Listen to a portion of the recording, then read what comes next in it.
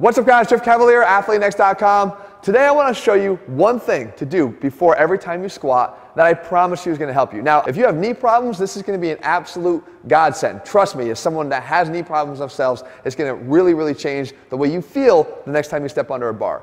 Secondarily, if you're just someone who feels like you can squat more, right, that you should be able to squat more than you are, I promise this is going to help as well, right? But here, it starts with defining really what the squat is. And biomechanically, to me, it's a marriage, a synchronization between the amount of knee flexion we get and the amount of hip flexion we get. And we know that hip flexion is critical, the hinge is critical for loading posteriorly.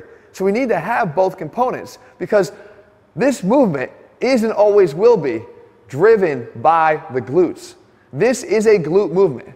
Right? And we can feel this for ourselves. If we were to just take our hands and put them on our butt and we go down here and we just let the knees go, you've probably seen people squat like this, by the way. Right? You let the knees go. Not only is this a recipe for disaster for people with knee pain, a lot of times it's the people that have knee pain that are doing this too, which makes it worse, but you get no glute activation here. And likewise, if I were to take my hands and keep them here and go more into a straight hinge, I definitely feel more activation here and loading of the glutes without the contribution here of the knees. But we don't nearly feel as much as we do when we get the two working together. We'll actually get a hinge and a knee flexion at the same time. So we know we need to get those two working in concert. And the best way to do it, to prepare ourselves to squat, is not actually to squat. Because if you already have these issues, if you're already performing the squat with a lack of that proper contribution from both the knees and the hips, then what you need to do is focus more on that main muscle driving that, and that's the glutes. And we actually do that over here.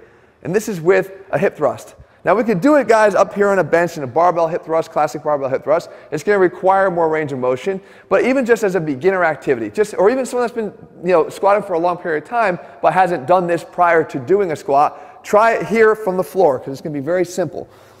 And again, I'm not into spending a whole lot of time doing this, guys. You guys know I don't waste a whole lot of time with warm-ups.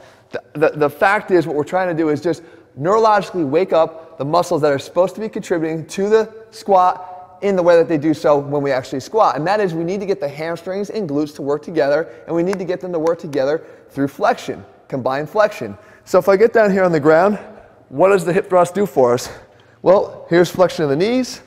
I got flexion of the hips, right? And what we do is we train the hamstrings and glutes to work together because we know the hamstrings have a secondary role beyond just knee flexion to drive us into hip extension with the glutes. Well, that's what the hip thrust does. So I take the bar, I drive it down into my thighs, and I lift up. Now, I hold it here because, again, I'm trying to awaken the muscles of the posterior chain. We're going to explain why in a second when we go back to the bar, why it's so important. But I want to wake them up, and I want to get the hamstrings and glutes working together, which is exactly what the hip thrust does. And I drive and allow myself to feel the hinge, number one, but control it as well. That's going to come importantly when we go back to the bar. So we come up, and then feel the hinge as we go back down. Now, a secondary thing we could do here, which I think is beneficial, is to actually allow the feet to be a little closer together and the knees to drop out to the side.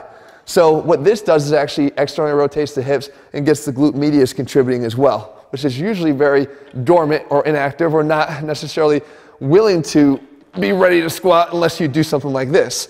So now we perform the repetitions like this. So you could do 2 sets, either both of them with the knees further out than the feet, or alternate.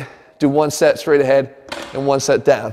Why does this work so much? Well, even during that bridge, we have some degree of flexion extension of the knee, right? Which helps to warm up the knee for those that have even just some issues with knee pain because they're not properly warmed up. But more importantly, what's happening is when you have an unwillingness to load posteriorly, the knees take the brunt of it. So if I get under the bar here and I don't load posteriorly, I tend to be more knee dominant. The knees keep traveling forward and they keep traveling, and as you go down, taking on the load down and into the kneecap, which we call it hanging on our tendons and ligaments, our connective tissue. We get a lot of strain, particularly on the patellar tendon, if that's the case. We need to be able to load more in the posterior direction. So we get up here, and with a willingness now to do so, we can get our glutes involved here so we can sit back. Take that anterior force off of the knee. But more importantly, the hamstrings, as we said, that were active on that hip thrust are trained to eccentrically control hip flexion. Remember, they have a secondary role. Forget the knee flexion. Hamstrings are not flexing your knees to get down to the bottom of a squat, right? They don't do that. Gravity just takes you down. I don't have to flex my hamstring to get me down to the ground. What they do, though, as a hip extender is they eccentrically control hip flexion. So if I have eccentric control here of hip flexion, I can get down there in a confident way to be able to position myself now with a properly loaded backside. Now, how does it fix the ascent? The second and most important thing you can do from the bottom of a squat is synchronize your upper torso and your pelvis to move together from here straight up like that. If you lack either activation of the glutes or proper strength of the glutes, what ends up happening is you get a desegmentation of your torso and your pelvis. So you go down, you might look good, and then you do this. There, up, and then up, right? Desegmented. Down, come up, you load there, you bail, because you don't have proper, you're not driving the movement from your glutes. You turn it into a low back until the glutes can contribute, and then they come up and try to do the rest of the work for you. If you do the hip thrust, you'll train your body to let the glutes be the main driver. That is a glute-driven exercise. Let the glutes be the main driver of the movement, especially from a hinged, flexed position. That will carry over well to the point when you get down to that bottom of the squat here and you gotta drive up with a straight bar path. Because as soon as you do that, the bar path has changed.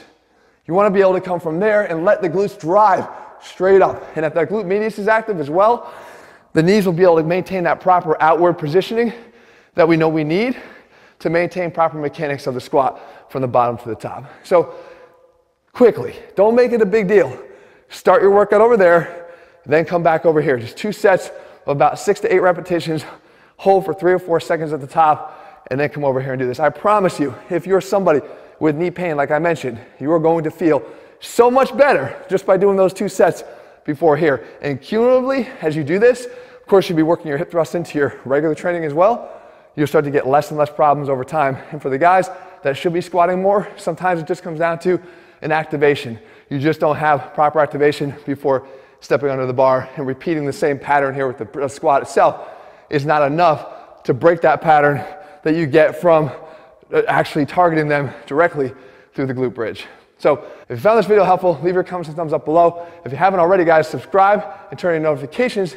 And also head to athleanx.com, start using the science, put it back into what you do. It will help you to get more results out of your training a lot faster. In the meantime, finish this, do your workout, and of course you got your face pulls as always. Always at the end of every workout. Add this, guys, I promise it'll work just as well. See you soon.